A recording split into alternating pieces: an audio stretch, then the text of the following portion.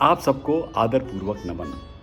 आप देख रहे हैं विश्व शांति दर्शन चैनल, जिसकी संकल्पना का श्रेय जाता है विश्वधर्मी, विश्व शांति के अनुयायी प्रोफेसर डॉक्टर विश्वनाथ दा कराड जी को, जो विज्ञान, अध्यात्म, धर्म और मूल्य आधारित सार्वभौमिक शिक्षा का प्रचार और प्रसार हेतु कटिबद्ध हैं। आप सुन रहे हैं महाराष्ट्र के महान संत तुकाराम महाराज की गाथा।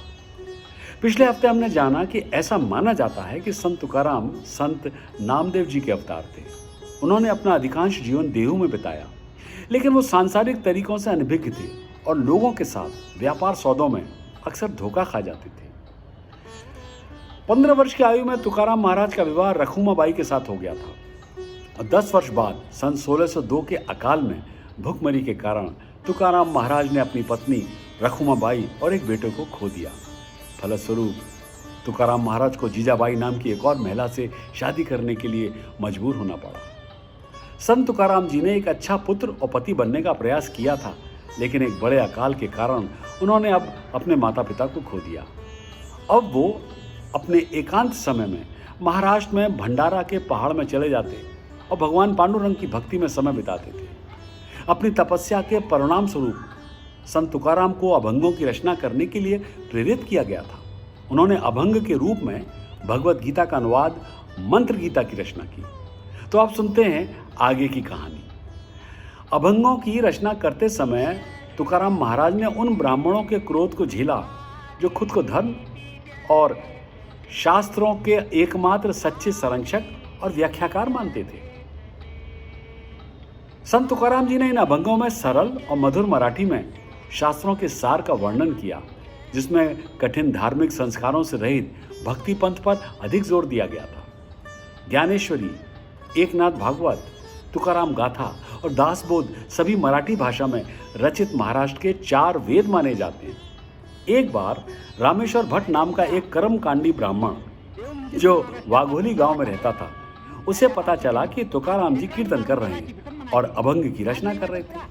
ये जानते हुए कि तुकाराम जी निचली जाति के थे, वहाँ के ब्राह्मण भी उनके सामने झुक रहे थे। रामेश्वर भट्ट को यह सब अच्छा नहीं लगा। उसने देहू में वहाँ के एक पाटिल को शिकायत पत्र लिखा कि तुकाराम जी की ऐसी रचनाओं से शास्त्रों की पवित्रता का हनन हो रहा है। मगर यह अभंग आम लोगों के बीच लोकप्रिय हो रहे थे, जो भट्ट के लिए असहनीय था। वो बर्दाश्त नहीं कर पा रहा। जब तुकाराम महाराज को इसका पता चला तो वे जाकर भट्ट से मिले और उन्हें बताया कि वो इन अभंगों की रचना दैवीय अभिषेक के तहत कर रहे हैं। फिर भी यदि भट्ट जैसा विद्वान अगर इन अभंगों को स्वीकार नहीं करता है तो वे उन्हें ये बताएं कि पहले से रचित अभंगों का संत तुकाराम जी को क्या करना चाहिए।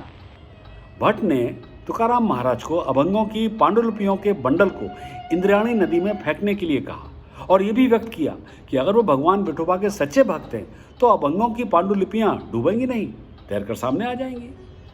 तब तुकाराम महाराज ने अभंगों के बंडल को इंद्रायणी नदी में फेंक दिया और भगवान विठोबा का आह्वान करते हुए आमरण अनशन शुरू किया और विठोबा मंदिर के सामने एक पत्थर पर बैठ गए।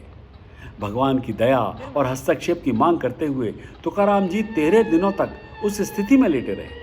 13वें दिन भगवान कृष्ण एक बालक के रूप में उनके सामने प्रकट हुए और उन्हें बताया कि उनके अभंग नदी के पानी पर तैरते हुए हैं और सुरक्षित हैं। अपनी अभंगों की गठरी बरकरार देखकर, ठीक ठाक देखकर तुकाराम जी खुशी से झूम उठे। उन्होंने परमेश्वर को धन्यवाद दिया और साथ ही साथ जो भगवान को परेशानी उठानी पड़ी उसके लिए संत तुकाराम जी ने क्षमा भी मांगी। इस अवसर पर तुकाराम महाराज ने 7 अभंगों की रचना की और समय के साथ उनकी मदद के लिए भगवान की स्तुति की। ये 7 अभंग स्पष्ट रूप से दिखाते हैं ये चमत्कार वास्तव में हुआ था और ये केवल मनगढ़ंत कहानी नहीं थी। ये सब देखकर रामेश्वर भट्ट तुकाराम महाराज के चरणों में गिर पड़े। रामेश्वर भट्ट के अहंकार की एक और ऐसी ही कहानी है। एक बार रामेश्वर भट्ट नागेश्वर के दर्शन करने पुणे गए थे।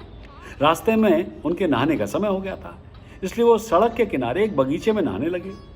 वो बगीचा अंगद शाह नाम के एक फकीर का था। उसने एक ब्राह्मण को नमाज के लिए रखे पानी में स्नान करते देखा। फकीर ने सोचा कि पानी तो दूषित हो गया है और उसने भट्ट को श्राप दिया कि जिससे भट्ट के पूरे शरीर में जलन होने लगी। लेकिन भट्ट के अहंकार ने उन्हें एक मुसलमान के सामने झुकने और क्षमा मांगने से रोक दिया था। इसके बाद भट्ट चले गए और उसी जलन के साथ कुछ दिन तक पुणे में रहे।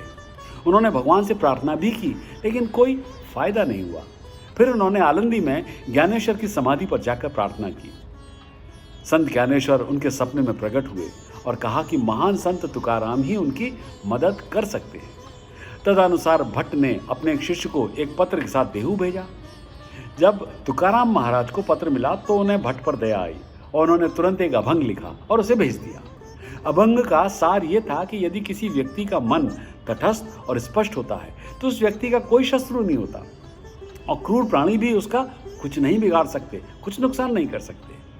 जब इस अभंग को भट्ट ने पढ़ा तो उनके शरीर की जलन तुरंत गायब हो गई थी और तब उन्हें एक बार फिर संत तुकाराम महाराज की महानता का एहसास हुआ। वो तुरंत देहू आए और संत तुकाराम के शिष्य बन गए। शास्त्रों में पारंगत ये उच्च जाति का ब्राह्मण रामेश्वर भट्ट तुकाराम के सामने विनम्र हो गया और उनका शिष्य बनकर शेष जीवन संत तुकाराम की सेवा में लगा दिया। रामेश्वर भट्ट तुकाराम महाराज के प्रमुख शिष्यों में से एक माने जाते हैं।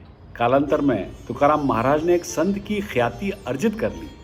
रामेश्वर भट्ट ने तुकाराम के जीवन की घटनाओं और उनके द्वारा गाए हुए अनगिनत अभंगों का विस्तृत रिकॉर्ड प्रदान किया। ओहो, शंका मधुर नाद, ये इस बात का प्रतीक है, चिन्ह है कि आज के एपिसोड को यहीं देना होगा विराम। अगली बार सुनेंगे महान संत तुकाराम की आगे की कहानी। देखते रहिए, साझा कीजिए, सब्सक्राइब कीजिए विश्रांति दर्शन।